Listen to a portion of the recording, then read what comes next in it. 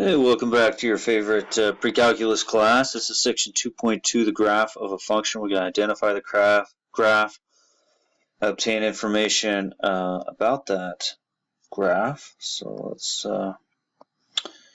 go here to a table. Now, graphs are really nice because sometimes a table or data, or however you have your data displayed, sometimes it's just nicer to look at and analyze in graphical form. So if you notice here, you have your year and the price of gasoline, but here it's a little bit nicer to look at that and analyze the price of gasoline over time.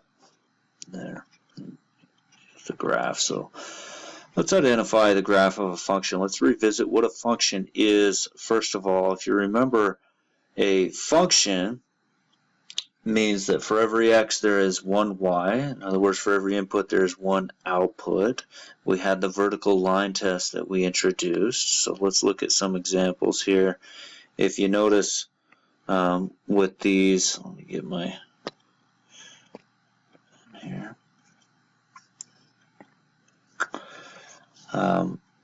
That it can only cross once. So this quadratic here, you notice anytime I put a line through it, it's only going to cross this graph once. So this, yes, is a function.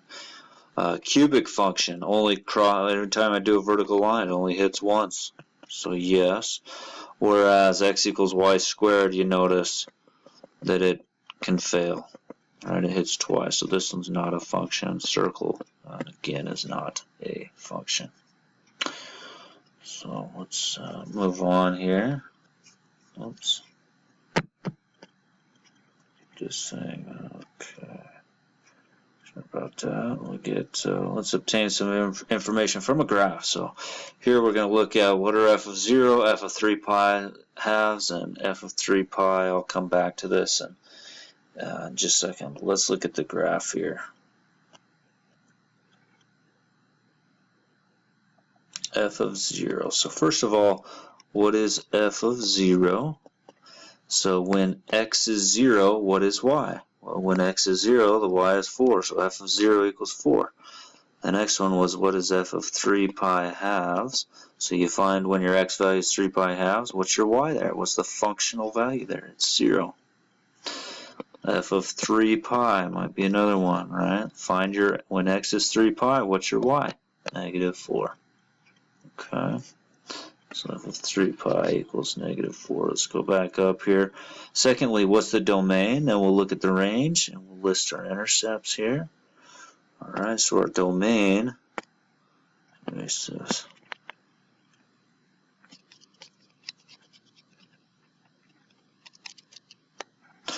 Our domain starts at an x value of 0. Right there, and it ends right here, right? So our x starts at 0, it ends right here at 4 pi. Do I include it? Yeah, it hits the 4 pi, and yeah, it hits the 0.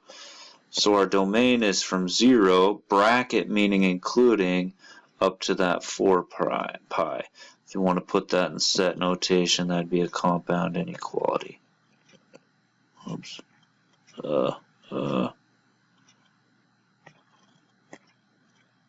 4 pi, oh my gosh.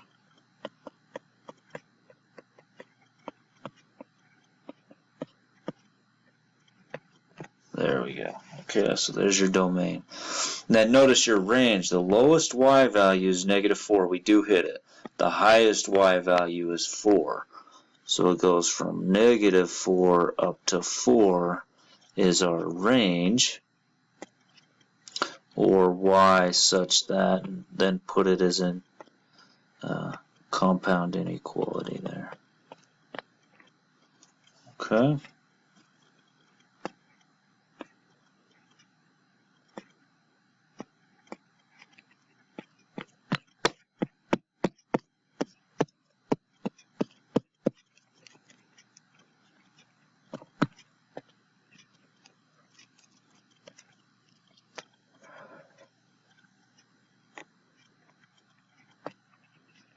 Alright, let's go back up here. Notice the intercepts. So now let's do our intercepts on here. There's the x-intercepts. These are all x-intercepts, and you would just list each of those. And then you would list your one y-intercept there at 0, 4. Okay.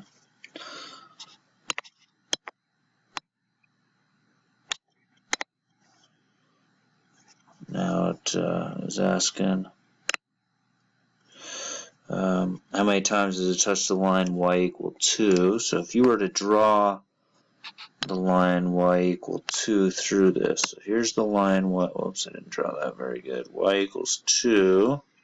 How many times does it cross? 1 here, 2, 3, 4. Crosses 4 times.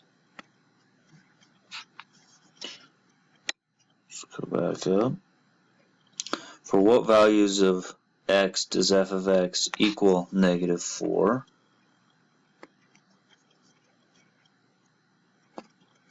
For what value of x does f of x equal negative 4? I'm going to move this here. And so now I'm looking at this thing. For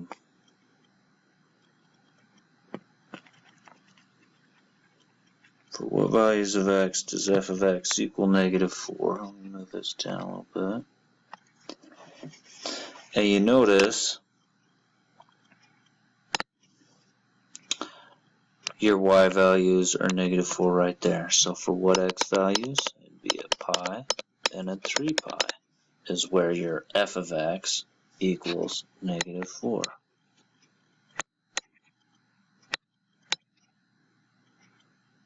Lastly, for what values of x is f of x positive? So where is y positive? Right, f of x nickname for y. You say, well, in this location it's positive, as well as here it's positive, and then in that area it is also positive. So you have to just name those intervals now. So let's go ahead and name those intervals. You name it in terms of your x. So let's name this interval first. So it goes y is positive from 0 up to an x value of pi halves. Now I do not include pi halves because it is 0 there. It's not above 0, right? We got to be greater than 0. And then I'm going to take off from this 3 pi halves. So I have another interval from 3 pi halves up to 5 pi halves. 5 pi halves, not including, again, I got to be above it.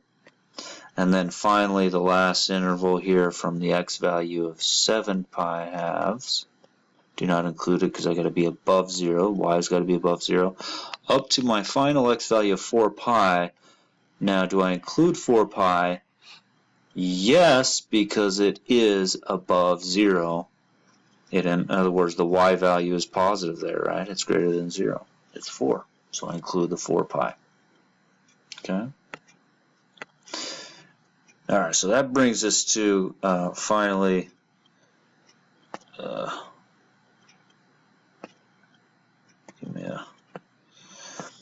our average cost function, okay? So here you're given a model. Average cost is 0.56x squared minus 34.39x and so on. You're given this model.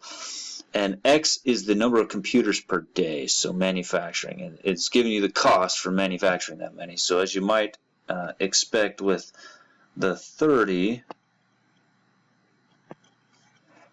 you plug 30 in. So you plug 30 into the function for x, and it'll spit out your solution, the cost of manufacturing 30 computers. Similarly for the 40, similarly for the 50. Now I'm going to show you how to graph this function between the intervals from 0 to 80 and 0 to 4,000.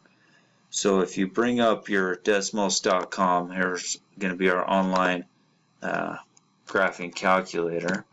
We're going to punch that function in. So you've got 0.56x squared minus 34.39x. So Desmos.com.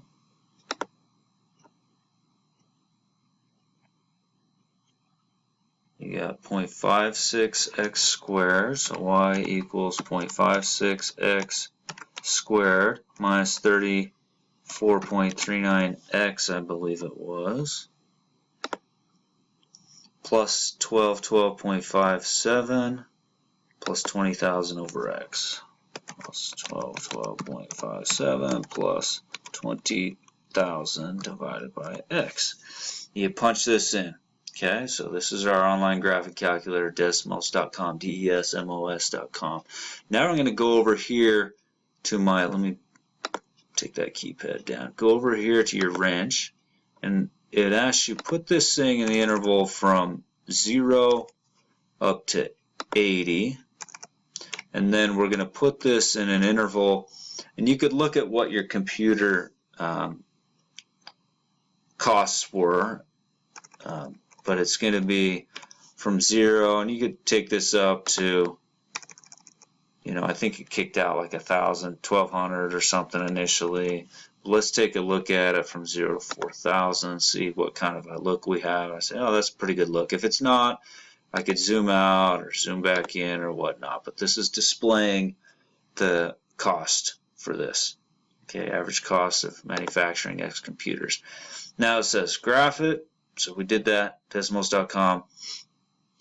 You can create a table, but I want you to answer this question: which value of X minimizes the average cost? I want you to answer that visually. So look at the minimum. It's going to give you a little gray dot there. You can go ahead and punch that because it's saying you probably want the minimum. It's guessing that. So go over, put your cursor over that, and you notice 41 computers will minimize my cost. And the minimal cost would be $1,231.71. Would cost you a day to have 41 computers. Now you can create a table, and how you do that is you hit that plus up there, hit the table, and then you just plug in values that you would like. And these need to be Y1. These need to be X1 if this is going to work.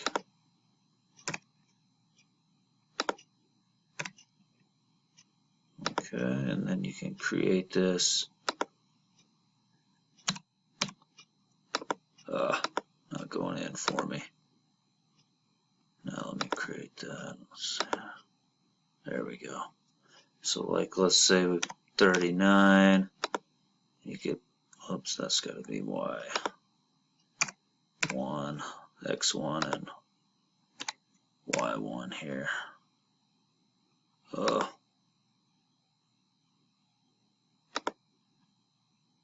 There we go. Convert to table. Here we go. Go back to your original function.